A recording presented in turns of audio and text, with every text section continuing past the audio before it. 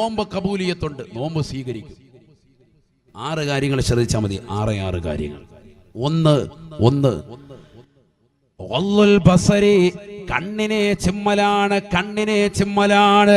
ഹറാമായ കാര്യങ്ങളെ തൊട്ട് കണ്ണിനെ സൂക്ഷിക്കുന്നുണ്ടോ, തീർച്ചയായും അവന്റെ നോമ്പ് കബൂലിയത്തുണ്ടെന്ന് ഇമാം ഖസാലി റഹ്മത്തുള്ളാഹ്. അല്ലാഹു നമുക്ക് തൗഫീഖ് തരട്ടെ. 6 കാര്യങ്ങളാണ് പറയുന്നത്. 1 കണ്ണ് സൂക്ഷിക്കണം. ഞാൻ അതിലേക്ക് വരും ഇൻഷാ അല്ലാഹ്. ഭാഗ്യമുള്ള രണ്ടാമത്തെ അവയവം എന്താണ്? കണ്ണാണ്. അത് ഞാൻ പറയും. ഇപ്പം നാവിനെ കുറിച്ചാണ് പറഞ്ഞിരിക്കുന്നത്, അതിനിടയ്ക്കാണ് ഈ സംഭവം. 1 കണ്ണിന് തൊട്ട് ഹറാമായ എന്തൊക്കെയുണ്ടോ അതിനെ തൊട്ടൊക്കെ കാത്തു സൂക്ഷിക്കണം.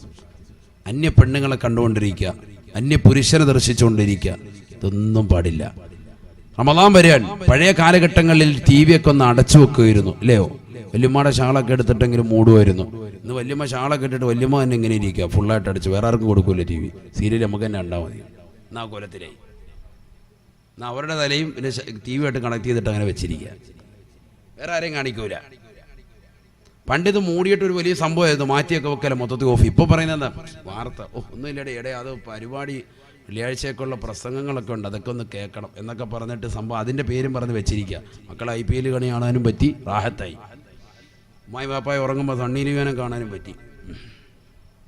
ഇതൊക്കെയാണ് മക്കളുടെ നിയ്യത്ത്.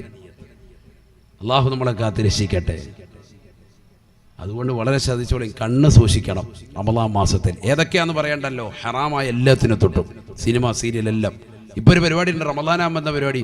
ഇപ്പം മൊബൈലാണല്ലോ, സൗകര്യമായി സുഖമായിട്ട് എവിടെയെങ്കിലും ഇയർഫോണും വെച്ചിട്ട് മാറിയിരുന്ന് സിനിമ പാട്ട് കേട്ട് അങ്ങനെ കിടക്കുക, ആസ്വദിക്കുക, ഇല്ലെങ്കിൽ കണ്ടുകൊണ്ടിരിക്കുക റാഹത്തായിട്ട്.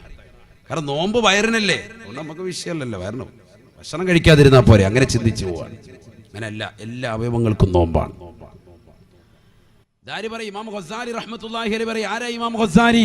1000 കൊല്ലം മുമ്പ് ജീവിച്ചു പോയ മഹാൻ.